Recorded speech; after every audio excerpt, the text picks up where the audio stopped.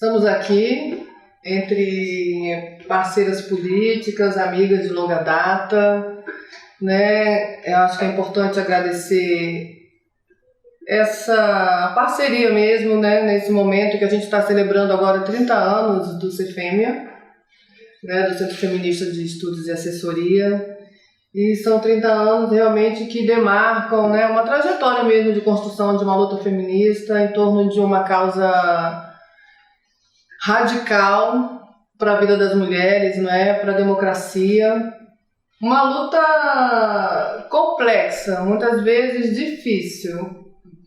Pensamos já que era impossível, mas estamos aqui nesse momento e são 30 anos, né, de uma luta e de um compromisso político em aliança com essas organizações que estão aqui, Católicas pelo Direito de Decidir, SOS Corpo, Crioula. Então é um momento de extrema felicidade, mas também de demonstração e de fortalecimento mesmo, né, assim, dessa luta. Eu fico bem contente de ter tido essa oportunidade de vir aqui conversar um pouquinho, porque acho que o SOS e o CFEMIA já trocam, né, ideias e articulações desde, eu acho, que o CFEMIA começou, já no período pós-constituinte. Acho que vocês são o nosso radar para as ameaças do Congresso, né, nosso e de todo o movimento. Então, cumpriram e cumprem um papel bem importante. E mais recentemente a gente tem estado bem junto para segurar a ideia de uma alteração na forma de organizar a luta, na forma de frente, né? Eu acho que o CFEMIA tem sido uma parceria importante. Segurar essa estratégia para a gente é bem importante. Eu sou Silvia Camussa, lá de Pernambuco. Lá no SOS eu trabalho com formação política e na parte do aborto eu me interesso muito por ajudar a compreender como a dominação sobre o corpo das mulheres é um dos pilares do sistema de dominação patriarcal, racista, capitalista. O domínio sobre o corpo acontece no racismo, né? Não só pela escravização, mas por outros caminhos também, mas o mercado e também o sistema de poder dos homens sobre as mulheres, né? E sem o controle do nosso corpo, da reprodução, nem a acumulação primitiva do capital teria acontecido. Eu acho muito importante, é verdade, já está aí. Então, tem um monte de questões aí que eu gosto de aprofundar. Por exemplo, as fêmeas humanas são as menos férteis, né? Isso implica a necessidade dos estados terem algum controle sobre nós quando querem aumentar a população, embranquecer, rejuvenescer. Né? Tudo passa pelo controle da reprodução, isso passa por nossos corpos. Então eu trabalho muito nessa perspectiva na formação, né? Mas na luta política eu trabalho muito na perspectiva de constituir forças políticas. Eu acho que o nosso feminismo precisa ser uma força política que faça diferença na conjuntura entre as outras forças. E gosto de estar aliada com outras forças que também querem transformação social, porque as que não querem são muito fortes. Então é um prazer estar aqui nesse bate-papo. Também agradecer a oportunidade de estar aqui, celebrando, né, os 30 anos do CFEMIA, uma organização para nós essencial, muito parceira. Quer dizer, desde quando eu entrei em Católicas, que eu iniciei no movimento, Católica já tinha parceria com o CFEMIA, né? Para nós que estamos longe daqui de Brasília, saber o que está acontecendo no Congresso em tempo real, como vocês permitem, é essencial para a luta, né? Para que a gente possa pensar caminhos, né? Em Católicas, a questão do aborto para a gente é crucial, porque é a interdição maior, né, do catolicismo, né? Considerado um pecado mortal, né? O fiel pode ser expulso da igreja e tudo mais. E nosso trabalho é realmente mostrar que não é um pecado, né? Como a igreja tenta propor, porque dentro da teologia católica, existe um princípio que é o princípio de que cada fiel é responsável pelos seus atos, né? E é responsável pelos seus atos utilizando a sua consciência esclarecida. Não existe nada acima da consciência do fiel, né? Se ele fez algo errado, se ele acredita, é no juízo final que ele vai prestar contas, não aos homens, né?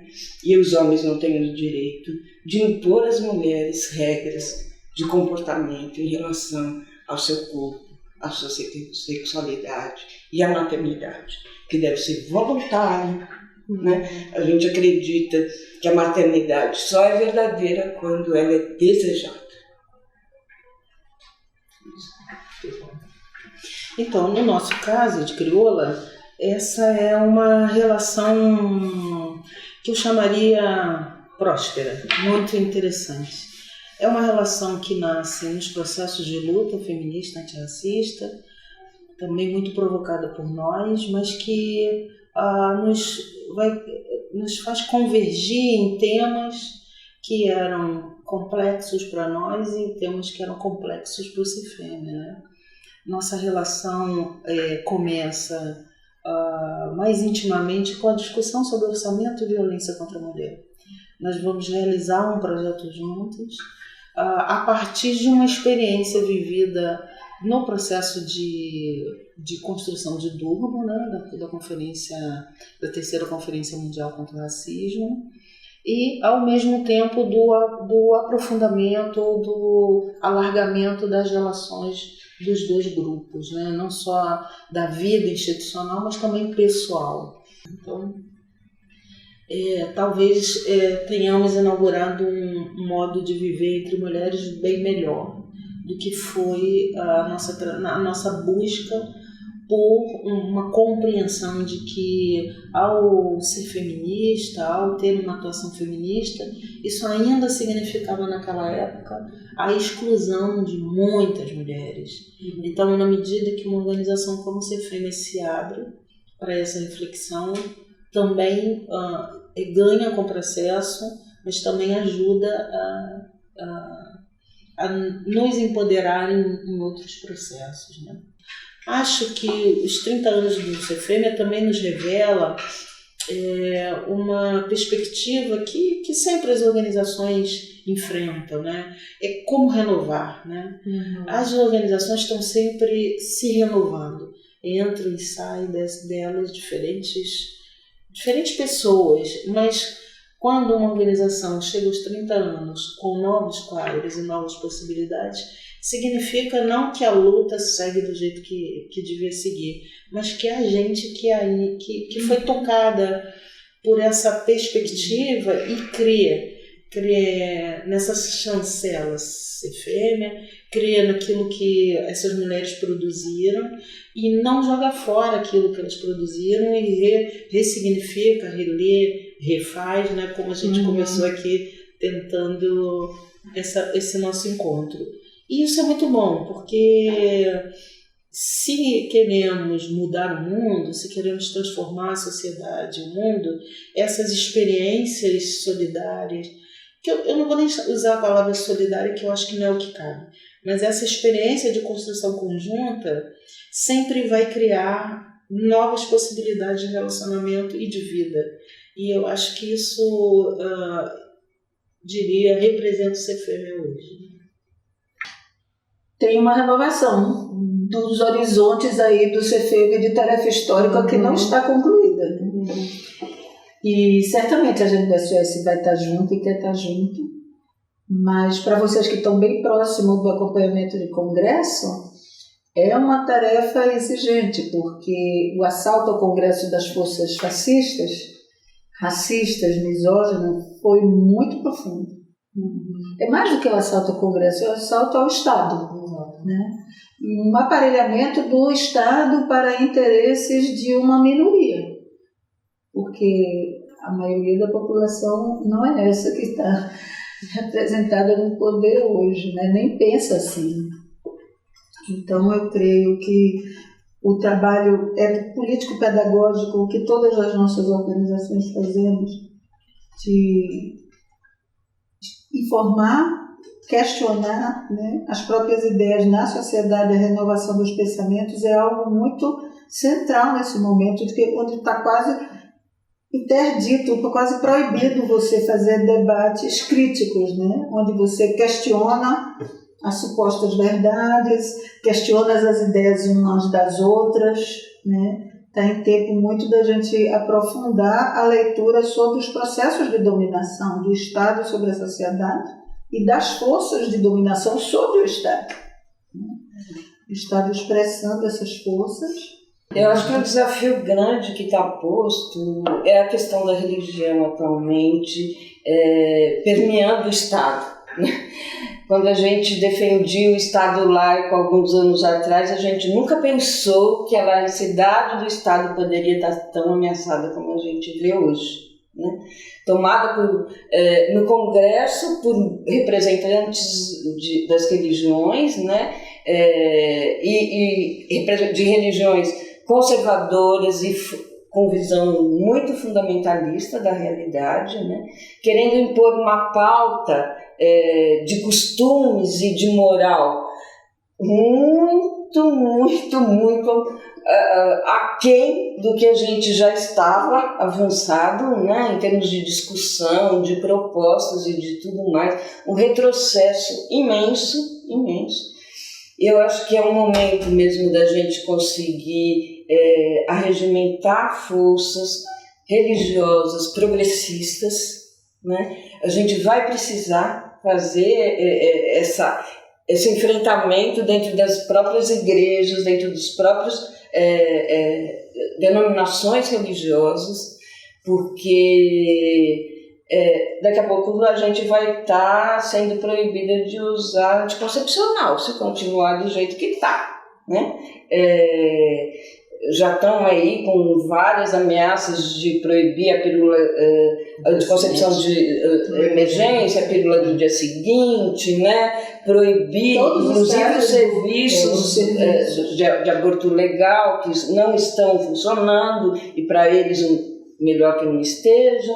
Então, a gente tem, eu acho que é um desafio muito grande de enfrentar nesse momento essa realidade, né? E esse grupo que tomou o poder, né, em nome de uma religião que não é nome só da economia, mas também em nome de uma pauta de costumes e de uma moral muito retrógrada. Esses 30 anos do CFM também se confunde com 30 anos de um processo hegemônico baseado em direitos humanos. Então, efetivamente, nós precisamos olhar para essa realidade hoje e pensar que nós rompemos com um padrão muito parecido com esse, tão violento quanto esse, tão discriminador como esse, há 30 anos atrás, né? O marco dele é o marco institucional da Constituinte, mas é também o marco da luta da sociedade civil contra um Estado opressor, né? E o Estado ele não funciona sozinho, quer dizer, não tem o Estado e a sociedade é o Estado. E essa sociedade sempre primou por aspectos conservadores e violentos toda a sua história, né? Nos seus 100 e poucos anos de república, ela fez questão de hierarquizar, discriminar, produzir violência contra todos. Quando se fala hoje de Estado laico em relação ao direito das mulheres, precisa lembrar que o Estado nunca foi laico, por exemplo, a população negra, né? Até recentemente as religiões de matriz africana eram caso de polícia, né? Ainda precisavam pedir autorização para funcionar como polícia.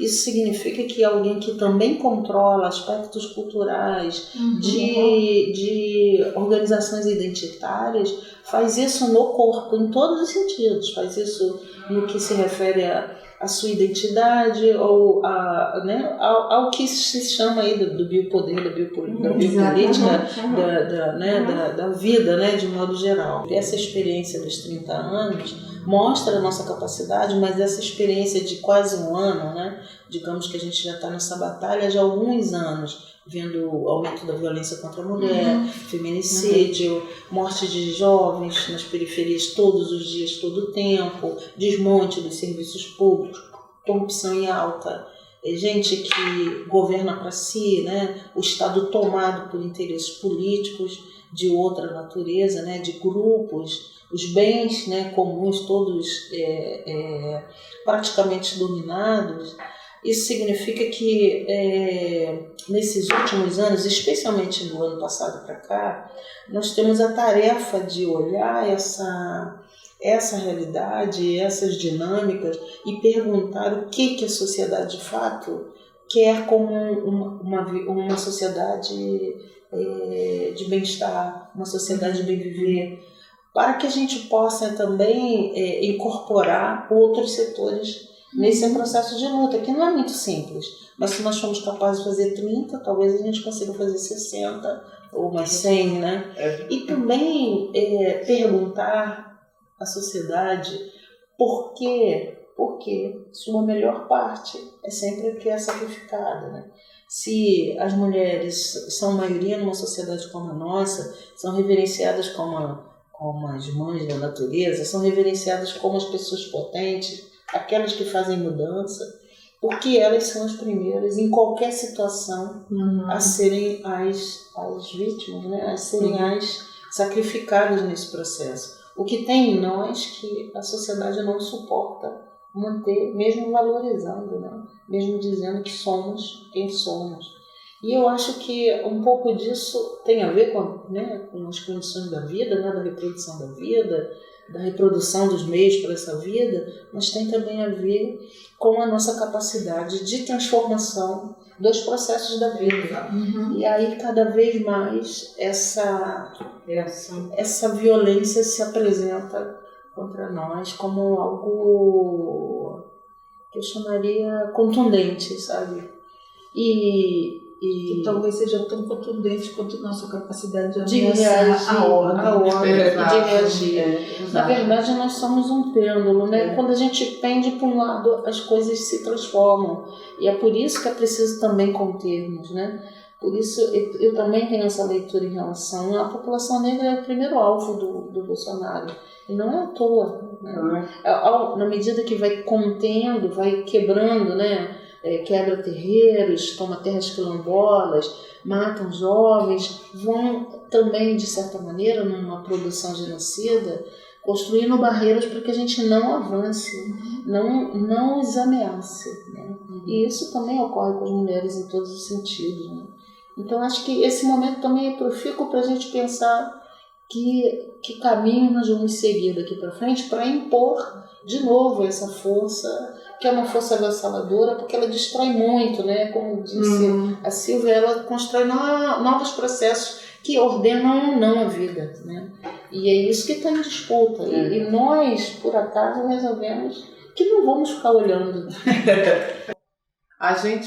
Essa ideia dessa vida, né? A ideia da vida como a nossa prisão, como a prisão das mulheres nesse momento que a gente está vivendo no Brasil e dessa ofensiva conservadora antidireitos fundamentalista, quando a gente começa a olhar, porque não é a nossa vida, né? É uma vida idealizada dentro dessa perspectiva controlista, controladora, que precisa realmente nos dominar. Uma coisa muito que tem nos marcado profundamente é quando a gente olha o desenho do que está hoje proposto de legislação, de como a gente foi perdendo o nosso poder de sermos sujeitas, né? O indivíduo mesmo, nós mulheres, né? Como os projetos de leis eles foram se empobrecendo dessa dimensão.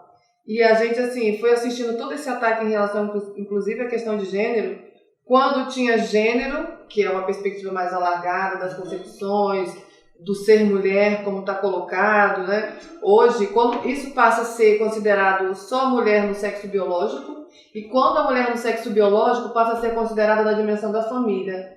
Os PLs eles foram fazendo essa trajetória e nós estamos realmente, de novo, reposicionadas em diversas perspectivas de políticas do ponto de vista do núcleo familiar, reprodutivo, heteronormativo.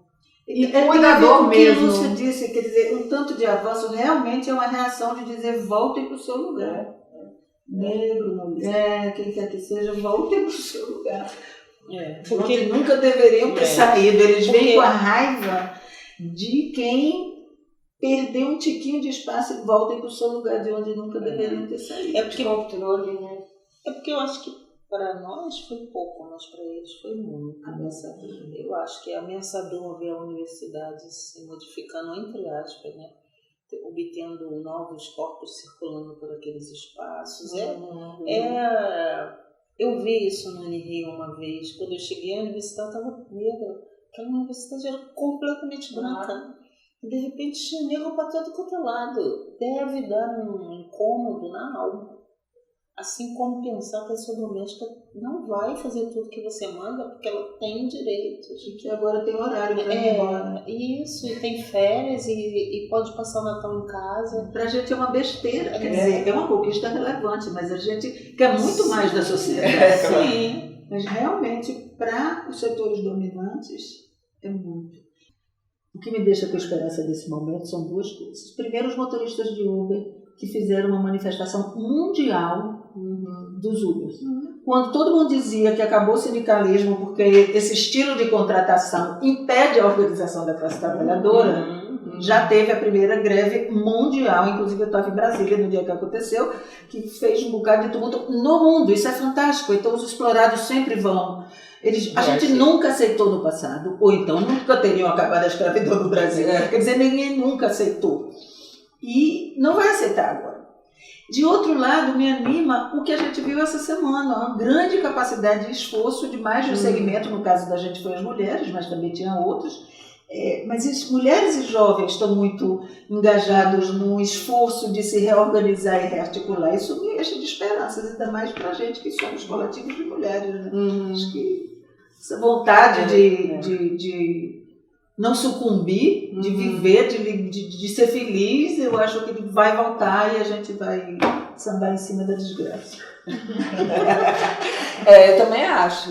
Não, apesar de tudo, de eu dizer que parece um mundo cafetaniano mesmo que a gente está vivendo, né? Porque é o reverso de tudo que a gente pensou e imaginou, né? Avançar e não regredir.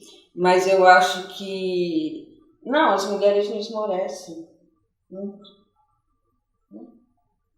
E está posto aí a força. É verdade. E eu acho também que talvez o que seja a melhor estratégia para nós hoje é aprender a saborear as pequenas vitórias, porque nós também somos de uma construção política de que tem que tomar o poder de uma vez só, né? E de uma vez só fazer todas as mudanças. A nossa própria história não é assim, é uma história de processos. E o que a gente tem vivido desde que as mudanças negativas têm ocorrido são histórias de processo. Eu imaginava que em agosto de 2019, esse país seria outro, um país fechado, um país do obscurantismo, um país da violência. E desde janeiro de 2019, o que a gente tem feito foi reagir, dizer não é assim, não queremos assim. Até mesmo aqueles que por motivos escusos fizeram isso, fizeram também lembrando que nós não concordamos com esse tipo de trajetória. Então, achávamos que a Previdência já tinha sido acabada, que o direito ao trabalho ia morrer, que a nossa liberdade estava no fim, e a gente vem dizendo não queremos assim, não vai ser assim, você está aí, não é para tomar todas as decisões que você quer, a sociedade não é um bloco único, é duro, é difícil, é assim, mas é também a nossa capacidade de nos reorganizarmos, de atuarmos em prol de ideias, desejos, direitos que a gente quer, né? Bom, nós somos resultado disso. Não só na nossa trajetória, no nosso corpo, na nossa maneira de pensar e viver, mas também no que a gente é capaz de fazer ainda hoje. Né? Ainda hoje. Com todas as dificuldades que estão postas. Exatamente, eu acho que eu queria só dizer que nós somos o resultado disso tudo e nós só temos conseguido essa resistência que a gente estamos convocados a fazer nesse momento porque estamos juntos, porque sozinhas também, cada uma no seu quadrado não sairia, né? Sim. Então, vivemos um processo agora nesse período que demonstra isso, né? A força coletiva da nossa luta, do nosso pensamento, das construções possíveis, né? Da anunciação do projeto de sociedade que a gente deseja, para nós mulheres e para todo mundo, né?